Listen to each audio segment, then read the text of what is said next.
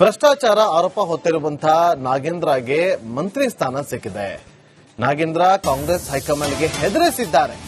ವಾಲ್ಮೀಕಿ ಹಗರಣದಲ್ಲಿ ಹೈಕಮಾಂಡ್ಗೆ ಹೆದರಿಸಿದ್ದಾರೆ. ಹೀಗಾಗಿ ನಾಗೇಂದ್ರ ಅವರಿಗೆ ಸಚಿವ ಸಂಪುಟದಲ್ಲಿ ಸ್ಥಾನ ಸಿಕ್ಕಿದೆ ಅಂತೇಳಿ ಬೆಂಗಳೂರಲ್ಲಿ ಬಿಜೆಪಿ ರಾಜ್ಯಾಧ್ಯಕ್ಷ ಬಿವೈ ವಿಜೇಂದ್ರ ಅವರು ಗಂಭೀರವಾದಂತಹ ಆರೋಪವನ್ನ ಮಾಡಿದ್ದಾರೆ.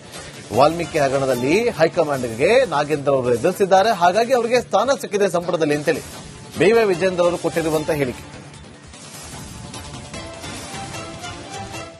ಕ್ಯಾಬಿನೆಟ್ ಮಿನಿಸ್ಟರ್ಗೆ ಇವತ್ತು ಬೆಂಗಳೂರು ಬಿಟ್ಟು ಹೊರ ಹೋಗೋದಕ್ಕೆ ಇವತ್ತು ಅನುಮತಿ ಇಲ್ಲ. ಇವತ್ತು ಭ್ರಷ್ಟಾಚಾರದ ಆರೋಪ ಹೊತ್ಕೊಂಡಿರ್ತಕ್ಕಂಥ ವಾಲ್ಮೀಕಿ ಅಭಿವೃದ್ಧಿ ನಿಗಮದ ಹಗರಣದಲ್ಲಿ ಲೂಟಿ ಮಾಡಿರ್ತಕ್ಕಂಥವ್ರನ್ನ ಚಾರ್ಜ್ ಶೀಟ್ ಇದ್ರು ಕೂಡ ಮತ್ತೆ ಕ್ಯಾಬಿನೆಟ್ಗೆ ಸೇರಿಸಿಕೊಂಡಿರುವಂತದ್ದು. ಇವ್ರು ಮತ್ತೆ ಭ್ರಷ್ಟಾಚಾರ ರಹಿತ ಆಡಳಿತನ ಅಂತ ಹೇಳಿಕೆಯನ್ನು ಕೂಡ ನೀಡುತ್ತಾ ಇದ್ದಾರೆ.